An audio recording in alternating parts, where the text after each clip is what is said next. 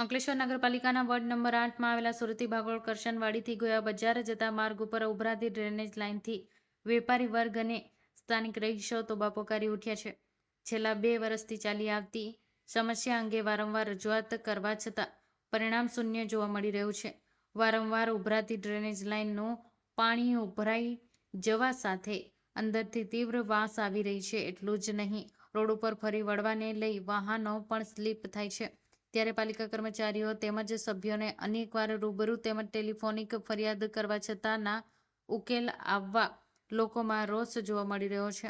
સામી દિવાળીએ પુનઃ drainage line ઉભરાતા વેપારી વર્ગ દિવાળી બગડી રહી હોવાનો રાગ આલાપી રહ્યા છે.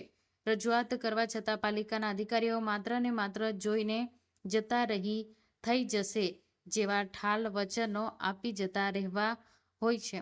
ત્યારે આગામી દિવસોમાં જો સમસ્યાનો કાયમી ઉકેલ નહીં આવે તો સ્થાનિકો દ્વારા દૂષિત પાણી પાલિકા કચેરીના અન્ય સભ્યોને ધારે ઠલવવાનો મન બનાવ્યું હોવાનું જણાવી રહ્યું છે. આ અંગે સ્થાનિક વેપારી દિનેશભાઈ સાબુવાલા તેમજ રહીશોએ જણાવ્યું હતું કે વારંવાર રજૂઆત કરવા કોઈ પરિણામ આવતું નથી અને માત્ર જોઈને જતા રહેવા સાથે સ્થાનિક સભ્યો પણ આ ખાડા કાન કરી રહ્યા છે તેમ જણાવ્યું હતું. હા, હું ગિરીશભાઈ સાબુવાલા બોલું. મારી દુકાન વોર્ડ નંબર 8માં આવેલી છે. આજે 1 મહિનાથી ગટર ઉભરાઈ છે. નગરપાલિકામાં વારંવાર રજૂઆત કરવા છતાં કોઈ નગરપાલિકાવાળો આવતો નથી. તો અમારે શું કરવું? કોણ છે સભ્ય તમારો? અમારો સભ્ય ઝાકીરભાઈ પઠાણ છે. રજૂઆત કરવા છતાં કોઈ નગરપાલિકાવાળો કોઈ આવતો નથી જોવા માટે, અને આના હિસાબે રોગચાળો ફાટી નીકળે એવી પરિસ્થિતિ છે. વોર્ડ નંબર 8 જહાંગીરભાઈ પઠાણનો વોર્ડ છે. 2 વર્ષથી આ ગટર લાઈન ઉભરાય છે. વારંવાર જસવાલને રફીકભાઈને કહેવાથી કોઈ કામ કરતું નથી. ખાલી ઇલેક્શનના ટાઈમ પર જ લોકો અહીંયા આવે છે.